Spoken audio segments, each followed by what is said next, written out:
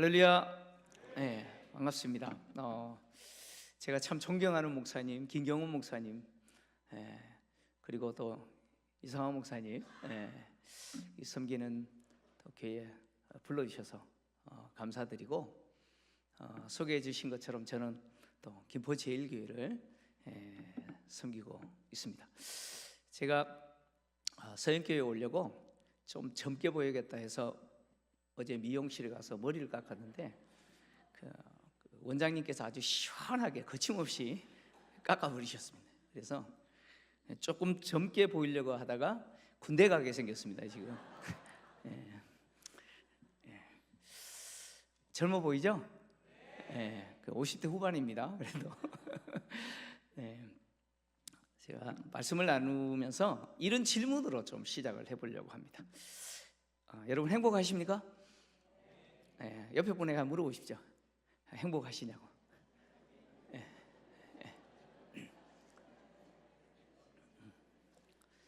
자, 행복하대요?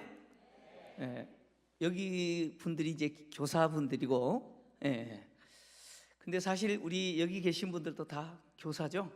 가정에서 자녀들에게. 요즘은요 할머니들이 교사를 잘해야 돼요. 요즘 뭐 다 손자 손녀들 보느라고 할머니들이 교사의 역할을 참 잘하셔야 됩니다. 여러분 행복하십니까? 그 이유가 뭡니까? 이 질문 안 할 것처럼 생각했죠? 다시 한번 물어보시죠. 왜 행복하냐고 물어보십시오. 진짜 물어보세요. 왜 행복합니까? 주식이 올랐습니까? 월급이 올랐습니까? 아니면 어제 있었던 100만 명을 뚫고 내가 그 불꽃 축제 현장에서 볼 수 있는 행운을 얻었습니까? 사실 그런 것은 행복의 조건이 아니겠죠. 여러분이 저에게 물어보십시오. 행복하냐고. 저 진짜 행복합니다. 행복한 이유가 있습니다. 제가 목사로서 너무 행복하다라고 느끼는 때가 딱 두 번 있습니다. 첫 번째는 족구할 때입니다. 제가 족구를 좀 잘하거든요. 저는 교육자들과 매주 금요일 오후에 족구를 합니다. 근데 족구하면서 참 행복하다 이 느낌을 갖습니다. 근데 또 행복한 마음이 들 때가 언제냐면 지금과 같이 하나님 말씀을 전할 때입니다. 하나님의 복음의 비밀, 그것이 여러분들에게 가르치고 전할 때 저는 너무 행복하다고 생각합니다. 근데 진짜 행복한 이유는 제가 김포제일교회 담임 목사로 교회를 섬기고 있기 때문이겠죠. 김포제일교회는 130년 역사를 자랑합니다. 1894년 3월 3일 언더우드 선교사가 세문안 교회로 개척한 이후에 권서인 아시죠? 뭐 성경책 나눠지고 이런 분들을 이제 한강 건너서 김포까지 보내신 거예요. 그 이춘경 씨라고 있습니다. 그 김포 장애워서 복음을 전하시고, 그래서 그 복음을 듣고 6분이 이제 초가집에 모여서 교회가 시작됐습니다. 원래 130주년 된 교회입니다. 별로 놀라시지도 않네요. 여기 140세 계십니까?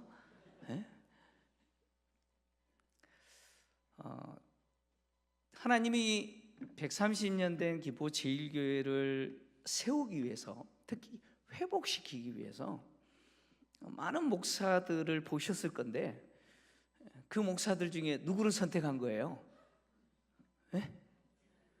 저를 선택했잖아요. 그죠? 하나님이 저를 선택했어요. 그리고 목사는 교사거든요. 하나님이 교회를 그리스도의 몸으로 세우기 위해서 사도와 선지자와 복음 전하는 자와 목사 곧 교사를 세우셨어요. 그러니까 목사는 가르치는 교사입니다. 근데 하나님이 저를 세우셨다는 거예요. 놀라운 일 아닙니까? 행복해야 되지 않습니까? 그죠? 근데 이걸 얼마 전에 깨달았어요. 얼마 전에 나 정말 행복한 사람이구나, 이런 깨달음을 얻었습니다. 여러분, 우리가 행복해야 되는 이유는 뭐냐면 바로 내가 교회를 섬기는 자이기 때문이죠. 특히 교사로 부름받았다라고 하는 것은 진짜 하나님이 나를 인정하시고 복음의 비밀을 드러내고 가르치는 그 역할을 하게 하신 거예요. 주님이 하신 그 역할을 맡기신 거예요. 그래서 그 일을 감당하는 나는 정말 행복한 사람이라고 믿으셔야 돼요. 여러분 진짜 행복한 사람이에요. 오늘 본문의 내용이 마땅히 우리를 그리스도의 일꾼, 하나님의 복음을 맡은 일꾼으로 인정, 그리고 맡은 자에 구할 것은 충성이라고 하는 내용입니다. 근데 여기 하나님의 비밀이라는 것이 바로 이 고린도전서에서는 십자가의 도죠. 바로 십자가의 도입니다. 예수 그리스도에 관한 복음, 그 십자가의 복음이죠. 그것을 세상 사람들은 감춰져서 모르기 때문에 그것을, 이 비밀을 드러내서 전하는, 사실 교사의 사역 아닙니까? 이 사역을 하는 우리는 누구냐? 일꾼이라는 거예요. 일꾼이라는 단어가 휘페레테스라는 단어인데 이 두 단어의 합성어입니다. 휘포라고 하는 전치사죠. 뭐 아래에서라고 하는 전치사와 에레테스, 놓아졌다라는. 그래서 전통적으로 이 단어를 배 아래에서 놓아졌는 노예로 해석을 했습니다. 근데 원래 이 단어가 종에게 적용되면 노예보다는 가정에서 가장 중요한 역할을 하는 청직이라고 보시면 됩니다. 우리를 주님의 몸된 교회를 세우는 청지기로 세웠다는 거예요. 청지기로서 사명이 뭡니까? 청지기로서의 사명은 충성이라는 거예요. 충성. 여러분 어디 가면은 충성하죠? 군대 가면 충성하죠, 그죠? 저도 군대 갈 뻔했는데 지금 지난 6월에 저희 둘째 아들이 논산훈련소를 갔어요. 논산훈련소.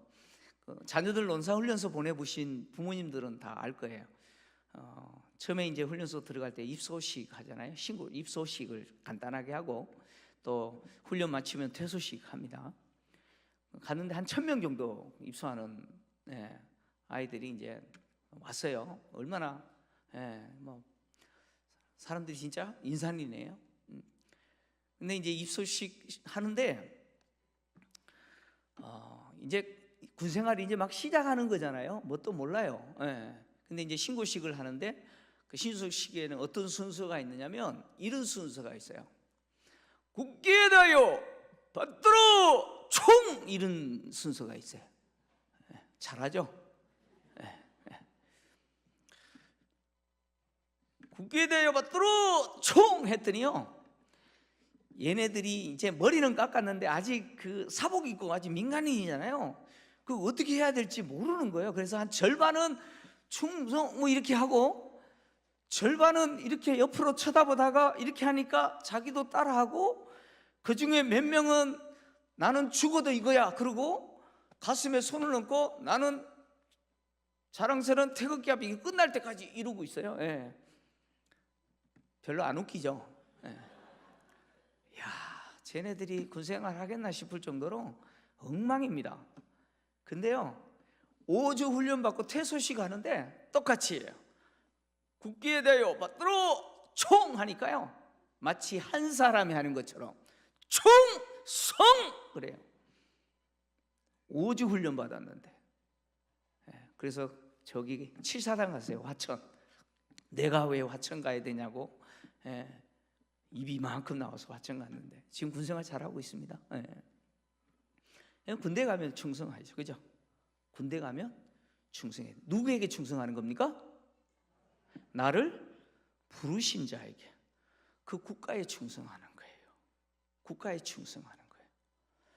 원래 이 충성이라고 하는 것은 로마 군대의 용어죠. 로마 군대의 용어입니다. 군인은 자기를 부르신 자를 위해서 충성하는 겁니다. 자기를 위해서 살지 않아요. 바울이 그 이야기를 디모데전서에서 하고 있어요. 부르신 자를 위해서 충성하는 겁니다. 충성해요. 로마 관료였던 플리니우스라고 하는 사람이 있습니다. 그분은 역사가는 아니에요.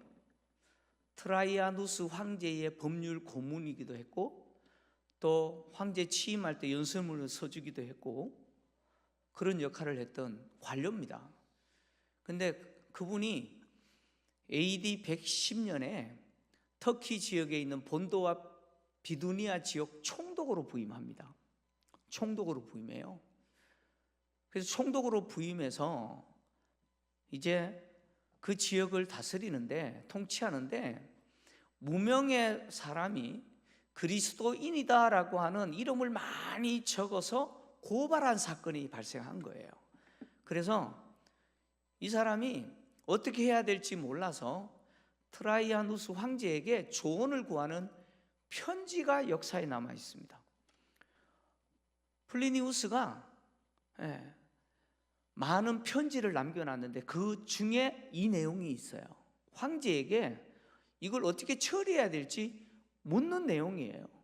근데 이 내용 속에 그 초대교회 성도들이 어떻게 예배드렸는지 그 내용이 기록되어 있어요. 그 내용이 뭐냐면, 그리스도인들이 특정한 날 해가 지기 전에 모인다는 거예요. 그렇게 모여서 뭘 하느냐? 그리스도를 찬양한다는 거예요. 곡조 없는 찬양으로 그리스도를 주로 고백하면서 찬양한다는 거예요. 그리고 뭘 하느냐? 맹세를 한다는 거예요. 맹세를 하는데 그 맹세는 뭐냐면, 절도, 간음, 강간, 도둑질, 그리고 다른 사람이 나에 대해서 뭔가 부탁했을 때 그 부탁에 대한 신의를 저버리지 않겠다라고 하는 맹세를 한다는 거예요. 다시 말하면 나는 예수 믿는 사람으로서 예수 믿는 자답게 복음에 합당한 삶을 살겠습니다. 그 맹세를 했다는 거예요. 그리고 나서 헤어졌다가 다시 저녁에 모여서 식사를 나누는데 성만찬을 하는 거예요. 근데 그들이 먹는 식사는 사람을 잡아먹는 게 아니라 우리가 먹는 일반적인 음식이더라는 거예요. 그 내용을 편지 속에 기록해뒀는데, 이 내용이 중요한 게 뭐냐면 그리스도인들이 뭘 하느냐? 예배 시간에 맹세를 했다는 거예요. 이 맹세라고 하는 단어가 사크라멘툼이라는 단어예요. 사크라멘툼이라는 단어인데, 이 사크라멘툼의 맹세는 누가 하느냐? 원래 로마 황제를 보호하는, 호위하는 병사들이 하는 맹세입니다.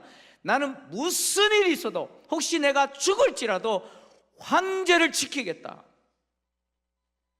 황제를 지키기 위해서는 나는 절대로 적을 두려워하지 않고, 내가 죽는다 할지라도 나는 황제를 지키겠다. 이 맹세를 합니다.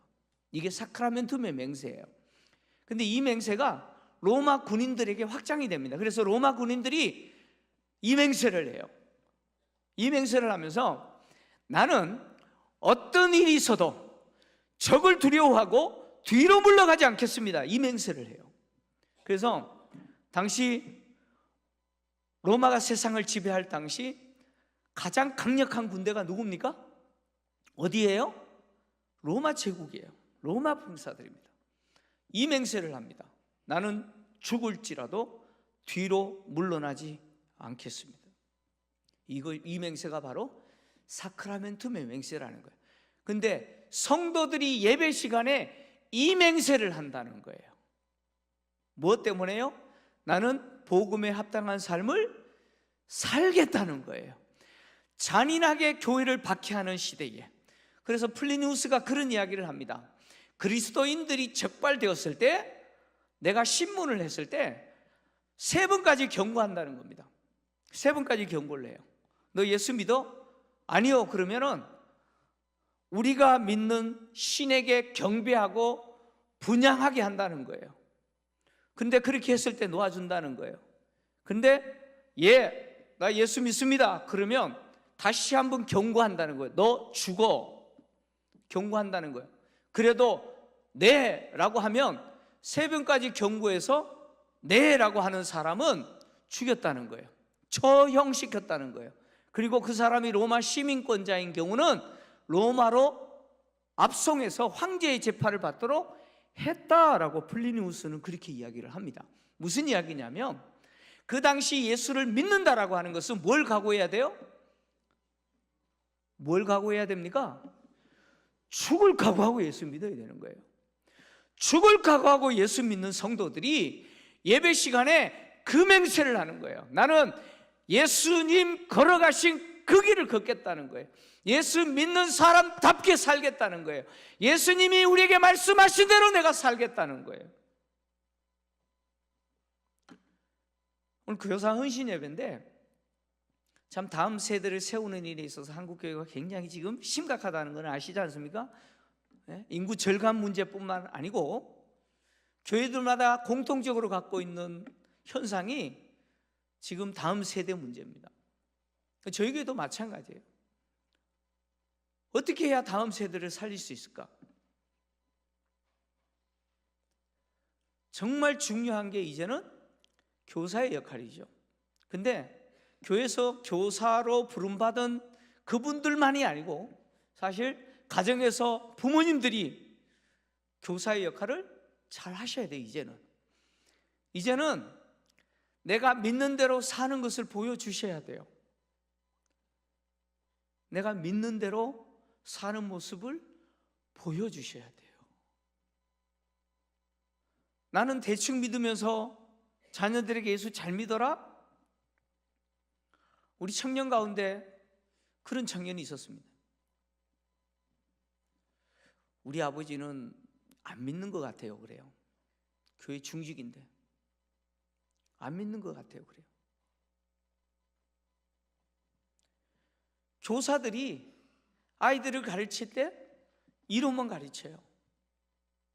저희 부모님이, 어머님이 시골에서 사실 초등학교를 못 나오셨거든요. 초등학교를 못 나오셨는데 이제 교회에서 반사라고 그죠? 그때 당시 반사. 반사를 시킨 거예요. 그러니까 초등학교도 못 나오는 모친께서 아이들을 가르쳐야 되기는 하는데 이걸 어떻게 해야 될지 모르니까 진짜 열심히 하나님께 엎드려서 기도해요. 그리고는 이제 뭘 도움을 받냐면 그 교사 지침서 있잖아요. 그 주일날 아침에 그거 열심히 읽어요. 그리고 가서 아이들 가르쳐요. 그래도 열심히 하나님 앞에 몸부림치면서 기도하니까 하나님이 저희 모친을 통해서 또 그렇게 일을 하시더라고요. 여러분, 교사의 사명은 여러분 충성입니다. 믿습니까? 충성이에요. 이 충성은 뭘 이야기하느냐? 죽을 각오하고 하는 거예요. 그리고 이제는 내가 믿는 그 하나님 말로 가르치는 게 아니라 뭐예요? 보여주셔야 돼요. 삶으로 보여주셔야 돼요. 제가 고등학교를 졸업하고 대학교를 들어갔더니 목사님이 중고등부 선생님 하라고 교사를 시키는 거예요. 근데 제가 가르쳐 본 적도 없는데 이거 교사를 어떻게 해야 될지 모르겠는 거예요. 부담도 되고. 그래서 제가 했던 게 뭐냐면 새벽 기도부터 했어요. 하나님, 이거 큰일 났습니다. 이거 해야 되는데. 그래서 열심히 새벽 기도 나가서 부르짖고, 그리고 또 했던 게 뭐냐면 저에게 맡겨주신 그 아이들 이름 불러가면서 기도하는 거예요. 진짜 열심히 기도했어요. 그리고 제가 할 수 있는 게 뭐가 있겠습니까? 얘네들하고 신나게 놀아야겠다.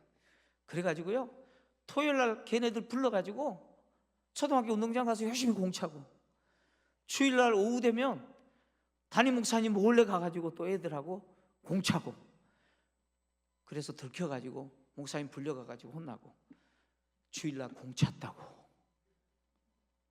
여기는 그런 일이 없나 봐요. 그죠? 저희 교단은 주일날 운동하면 막 야단쳤어요. 목사님 막 혼내고 그랬어요. 그래서 혼나더라도 나는 애들하고 놀아야겠다 해서 열심히 아이들하고 놀고, 저희 집에 불러가지고 애들 그냥 라면 끓여 먹이고, 밥솥에 어머님이 아침에 밥 해놓으면 그거 거들내고 막 그래요. 그렇게 했어요. 그렇게. 그거 외에는 할 게 없으니까 제가 어떻게 뭐 하겠습니까? 그렇게 몸부림쳤더니 참 하나님이 은혜를 주세요. 7명의 아이들이 어느 순간에 보니까 30명이 됐더라고요. 별로 안 놀라시네. 여기는 다 그런 교사들만 있나 봐요. 하나님이 아이들을 계속해서 붙여주시는 거예요. 그래서 제가 그때 가르쳤던 아이들 중에 지금 캄보디아 선교사로 나가 있는 친구도 있고, 아프리카 선교사로 나가 있는 친구도 있고, 소망의, 몰라요? 소망의 바다? 하나님의 꿈이 나의 비전이 되고, 이 민욱이 목사가 6학년 때부터 제가 가르쳤던 제자입니다. 제자예요. 그래 몸부림치면서 붙들고 가르쳤던 제자입니다. 그래서 민욱이 목사가 저를 못 놓으면 샤브님 그래요. 샤브님 그래요. 교사는 오늘 바울이 이야기한 것처럼 다른 거 할 게 없어요. 이제는 내가 하나님이 나를 교사로 세워주신 거 그거 귀하게 여기시고, 기술로 스킬로 뭘 하려는 게 아니고, 이제는 내가 믿는 하나님이 내가 가르치는 아이들이 나를 통해서 볼 수 있도록 하셔야 돼요. 내가 말로 가르치는 이 복음이 나의 삶의 내용이 되어야 되고, 나의 삶의 흔적이 되어서 내가 걸어오는 그 길에 발자국이 돼야 돼요. 그렇게 헌신하는, 그렇게 충성하는 그 교사를 통해서 하나님은 하나님의 일을 이루실 줄 믿습니다. 우리 서영교회 교사분들뿐만 아니라 모든 성도님들이 이렇게 충성하는 교사들 되시기를 주의 이름으로 축원합니다.